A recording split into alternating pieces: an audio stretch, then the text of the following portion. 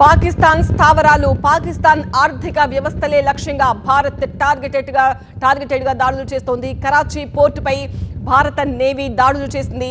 పాకిస్తాన్ కు చెందిన 3 fighter jets తో పాటు చాలా ప్రధాన స్థావరాలపైన దాడులు చేస్తోంది. ఎయిర్ డిఫెన్స్ వ్యవస్థను కూడా భారత్ సక్సెస్ఫుల్ గా నాశనం చేయగలిగింది. భారత్ పాకిస్తాన్ ను అన్ని విధాలా కట్టడి చేస్తోంది. At the same time Bharat సరిహద్దుల్లో హై అలర్ట్ కొనసాగుతోంది. 54 ఏళ్ల తర్వాత దేశంలో తొలిసారి రియల్ బ్లాక్అవుట్ సిచ్యువేషన్ కనిపిస్తోంది.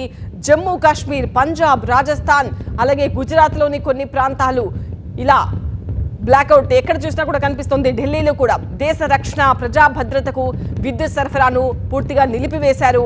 సాంబా, పఠాన్కోట్, అమృత్సర్, గురుదాస్పూర్ ఇలా చాలా ప్రాంతాల్లో ఆక్నూర్ సహా సరిహద్దు ప్రాంతాల్లో హై అలర్ట్ కొనసాగుతోంది.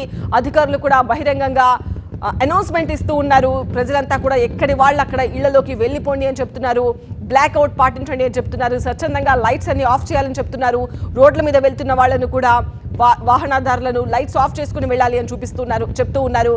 సో దీని ద్వారా పాకిస్తాన్కి ఒక లక్ష్యం అనేది టార్గెట్ అనేది వాళ్ళకు అంత ఈజీగా దొరకదు అన్న ఉద్దేశంతో ఈ బ్లాక్అవుట్ పాటిస్తూ ఉన్నాము.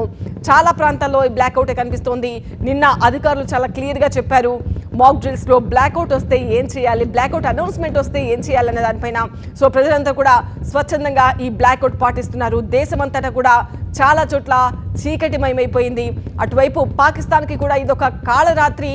ఇటు భారత్ పైన పాకిస్తాన్ దాడులకు తెగబడుతోంది, అటు భారత్ కూడా ప్రతి దాడులు చేస్తోంది. పాకిస్తాన్లోని ప్రధాన నగరాలపైన పాకిస్తాన్ సైనిక స్థావరాలు, ఆర్థిక వ్యవస్థలే టార్గెట్గా చేసుకుని భారత్ దాడులు చేస్తోంది. కరాచీ పోర్టుపై భారత్ నేవీ దాడులు చేసిన తర్వాత పాక్ చెందిన 3 ఫైటర్ జెట్స్తో పాటు డిఫెన్స్ సిస్టమ్, ఆర్థిక వ్యవస్థ ఇలా పాక్ సంబంధించిన కీలక స్థావరాలను భారత్ నాశనం చేసింది.